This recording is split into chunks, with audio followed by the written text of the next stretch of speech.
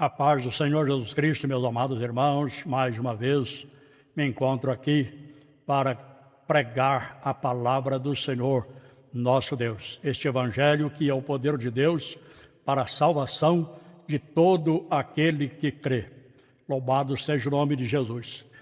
E neste momento eu vos convido a abrir a palavra de Deus no último livro da Bíblia, Apocalipse, capítulo de número 3, e o versículo de número 7, até o versículo de número 8. Apocalipse, capítulo 3, versículos de número 7 e versículo de número 8, em nome de Jesus, que nos diz assim a palavra do Senhor. Ao anjo da igreja em Filadélfia escreve: estas são as palavras daquele que é santo e verdadeiro, que tem a chave de Davi. O que ele abre, ninguém pode fechar, e o que ele fecha, ninguém pode abrir. Conheço as suas obras. Eis que coloquei diante de ti uma porta aberta, que ninguém pode fechar. Sei que você tem pouca força, mas guardou a palavra e não negou o meu nome. Amém. Louvado seja o nome do Senhor Jesus. Palavras de Jesus para a igreja de Filadélfia, uma igreja que foi elogiada por nosso Senhor e Salvador Jesus Cristo.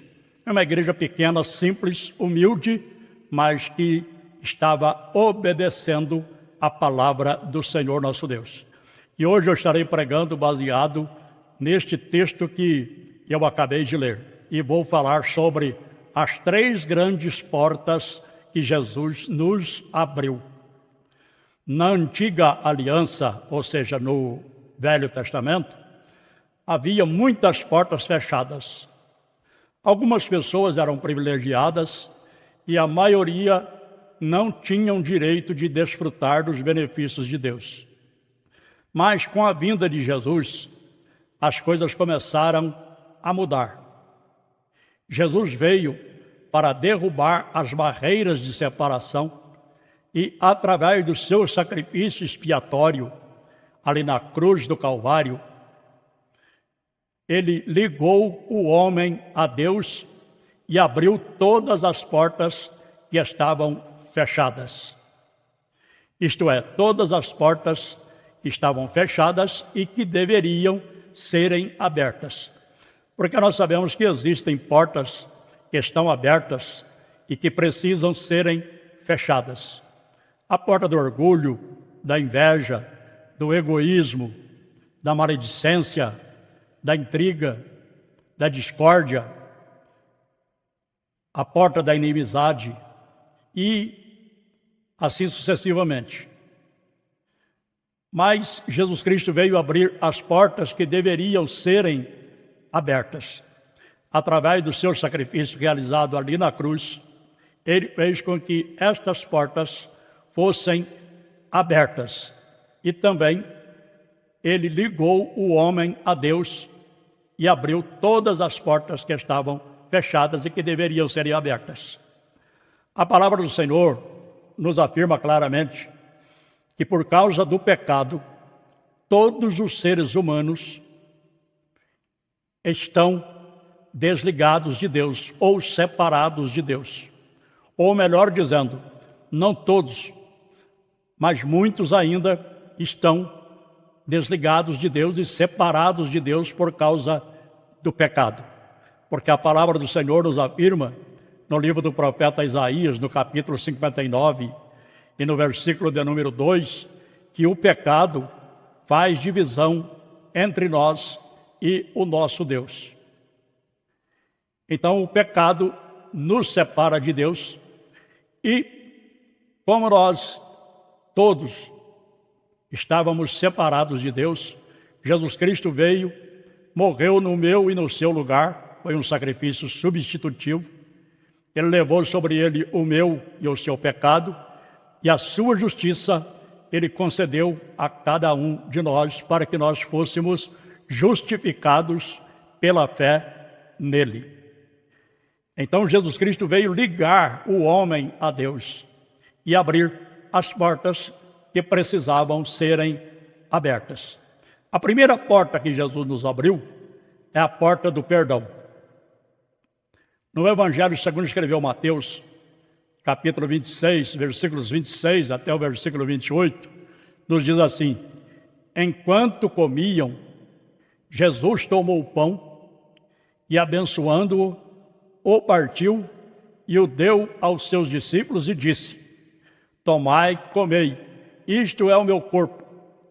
E tomando o cálice e dando graças, deu-lhe dizendo: bebei dele todos, porque isto é o meu sangue, o sangue do Novo Testamento, que é derramado por muitos para a remissão dos pecados. Jesus estava reunido ali com os seus discípulos em um cenáculo, uma grande sala. Eles estavam comemorando a festa da Páscoa.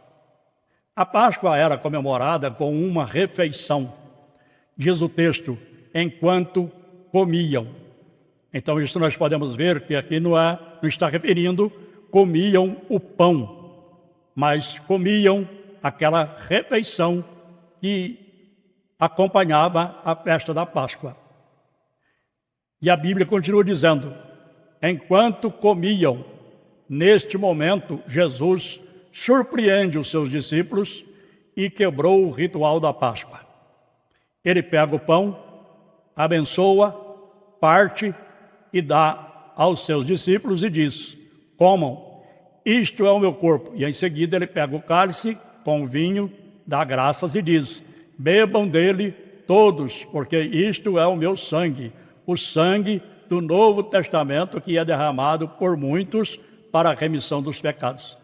A partir dessa declaração de Jesus, começa um novo testamento, um novo pacto, um novo acordo, uma nova aliança. O pão simbolizando o corpo de Jesus e o vinho, o sangue.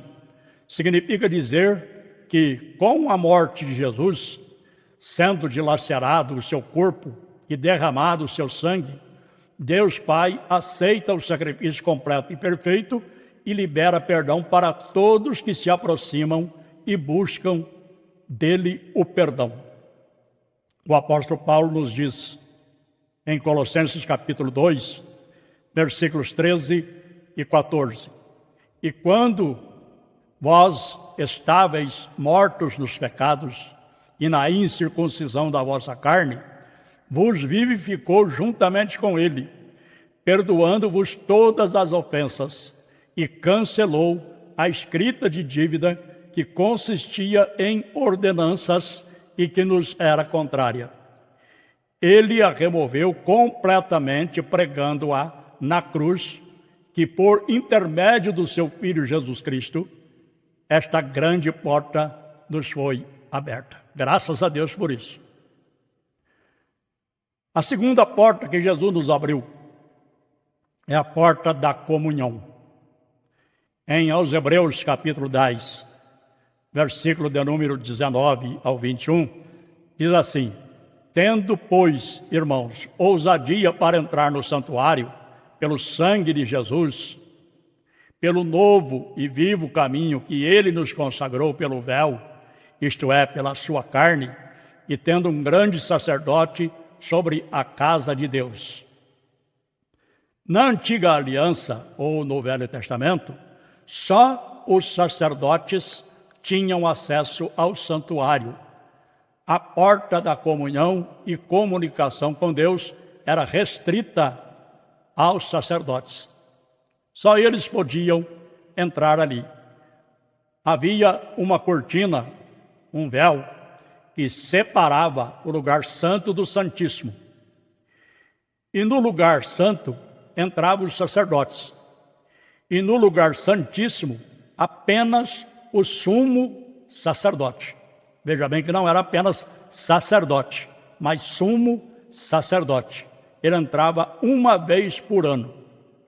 Os da nação de Israel ficavam no pátio, e os gentios, que eram outras nações, ficavam de fora. não participavam das bênçãos de Deus. Porém, vindo Jesus, o nosso sumo sacerdote, o verdadeiro sacerdote, o sacerdote eterno, segundo a ordem de Melquisedeque, ofereceu a Deus Pai um único sacrifício e nos abriu esta grande porta que nos dá acesso direto ao trono da graça.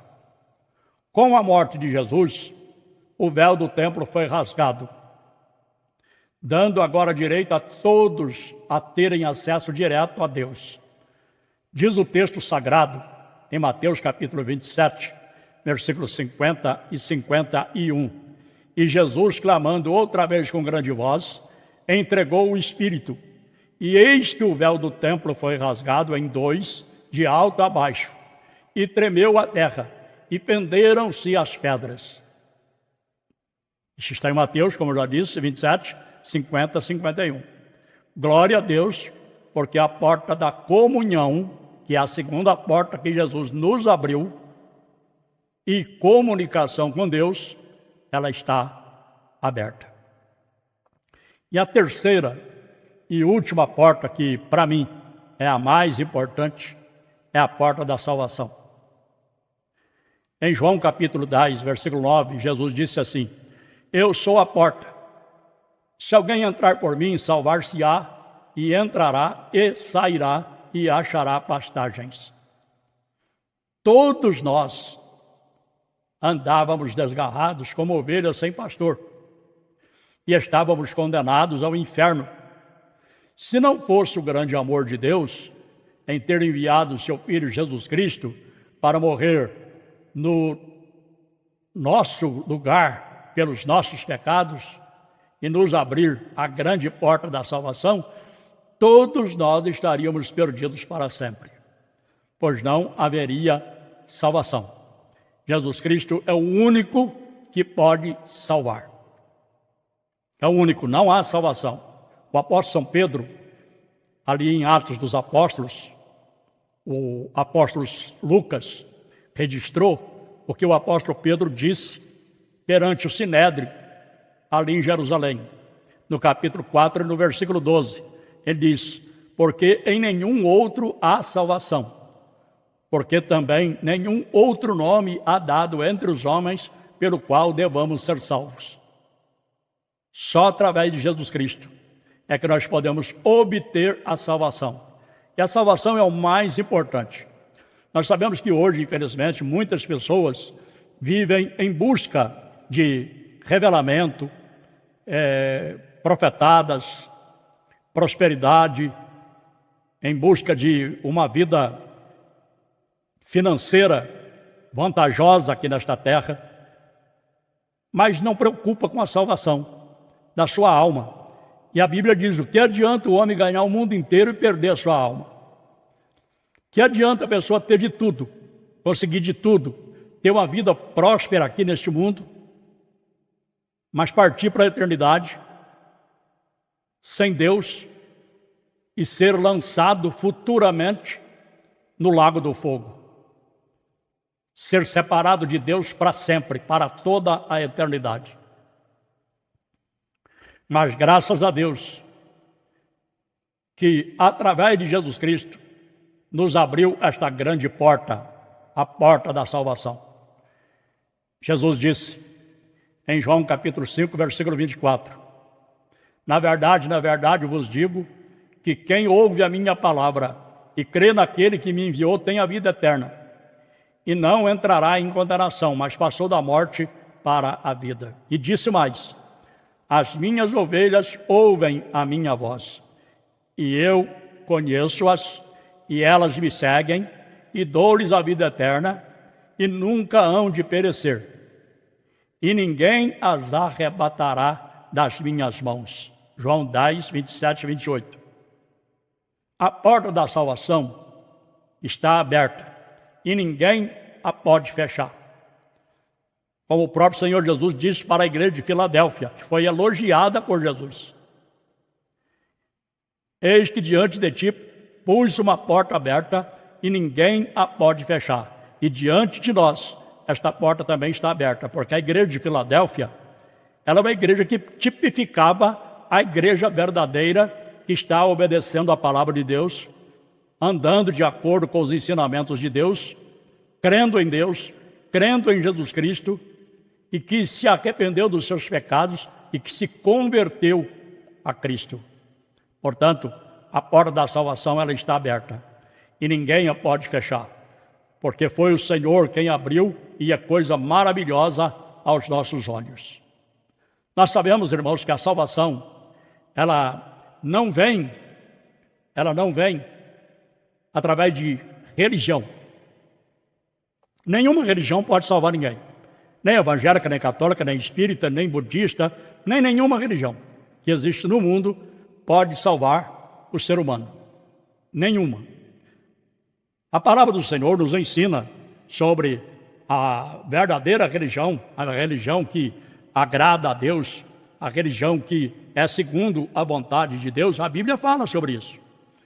Isso está na carta de Tiago, na epístola de Tiago, capítulo 1, e o versículo de número 27. Eu vou ler aqui. Diz aqui a palavra do Senhor: a religião que Deus, o nosso Pai, aceita como pura e imaculada é esta: cuidar dos órfãos e das viúvas em suas dificuldades e não se deixar corromper pelo pecado. Então nós precisamos analisar aqui esta palavra, que está aqui em Tiago 1:27. Aqui está a verdadeira religião, a religião que na realidade é agradável aos olhos de Deus.